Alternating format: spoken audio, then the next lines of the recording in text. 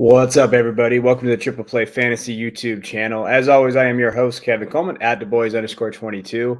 And it is championship weekend. We got championship games going down tomorrow, and we are excited to get back to fantasy. And the biggest question right now, I think, out there is what do we do with Trey Lance? So, boom or bust. He's a big boom or bust guy. If you're playing him this weekend, you either had dealt with injuries, Kirk Cousins because he's not vaccinated. You got a bunch of different issues going on. And I want to kind of talk about what we can expect from him, but also what you can expect from it, where I have him in my rankings. And it'll be a quick little video, but I think it's important to kind of talk about Trey because as someone who had him as his QB2, I love Trey coming out as a big Devi guy. I think he has a ton of upside, and a ton of upside means Konami code. And that's what we talk about with what he is. And he's a huge, huge risk this weekend because you're in the championship game. This is it. And do you trust this guy? Now, if you're in a single quarterback league, I'm going to talk to you guys about where I have him ranked this week and who you should start him above.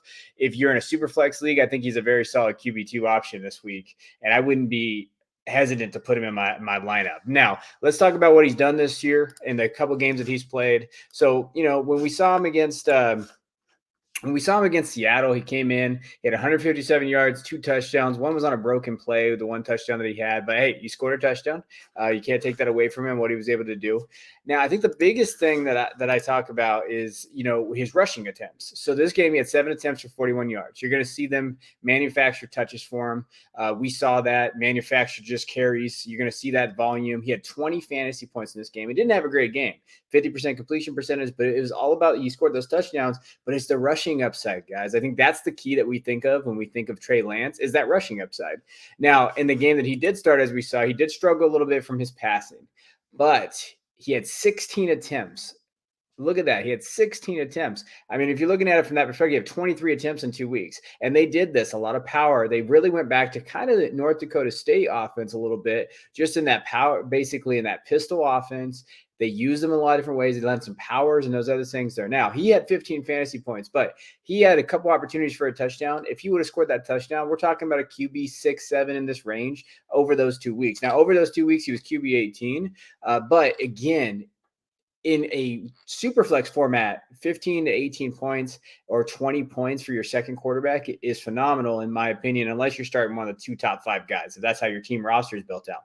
In a single quarterback, yeah, I understand the risk. But if you're looking at it from if you would have scored a touchdown here, he didn't have a gaudy game, but he could have, right? So when we're talking about what he is able to do. Now, I wanted to go through a couple things in terms of what he is able to do on the field.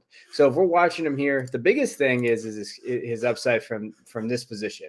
You'll see it here. This is one of his best things he can do. He can extend plays, and you'll see him extend the play here, makes a pass to Debo, is a great catch to Debo, and you see it there. Jimmy can't do that. So when you're looking at it from a quarterback perspective, Jimmy cannot extend the plays like Lance can. You'll see him here.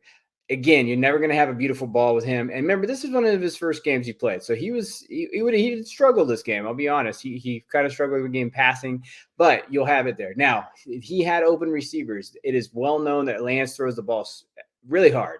And when we're talking about that, his receivers got to be ready tomorrow. He's going to have all of his guys healthy. Kittle, Ayuk, okay, and all those different guys there. So with that being said, I think that's going to be the upside. You'll see it right there with the power run. He has the ability to kind of extend plays. Now, again, not the best game that we saw, but right there, what a throw. That is a man's throw right there. And I think that you can be confident putting him in your lineups. So, and again, you'll just see it here. This is what he's going to do. And again, they're in the red zone here. He scores a touchdown. There's a whole different fantasy perspective there. Unfortunately, they had this Debo play. They got put it back, and that happened to him. So when you're looking at it from a perspective of who Lance is, I think he has tons of upside as a quarterback. Now, when we're talking about, okay, where do we put him then? Okay, where do we have him in our rankings, or where do you have him in your rankings? So when you look at my rankings right now, I have him as my QB 13. So in perspective, these are the guys who I have in front of him. Josh Allen, Aaron Rodgers, Dak, Patrick Kyler, Matthew Stafford. I have Burrow, Brady, Hurts, Herbert, Hill, Russell.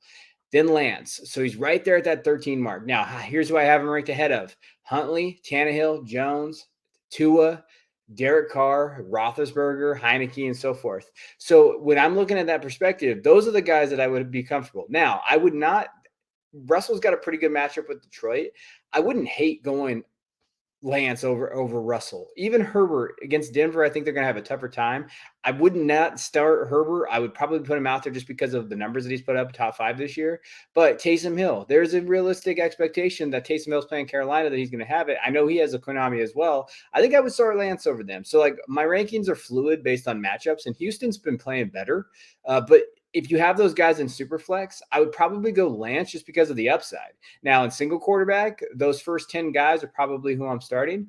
So if I have Hurts, Brady, Burrow, Stafford, Murray, Mahomes, Prescott, Rodgers, Allen, or Herbert, I'm definitely starting those guys over Lance. But I think Lance does have some upside as your second quarterback. Or if you've been streaming, Lance is a perfectly capable streaming option with a high upside. And like it says, Konami, that's all you need to know, understand about Lance. So that's where I have him this week. If you're in the championship game, it is a little bit of a risk, but hey, scared money don't make money. And I am fully believe in that saying.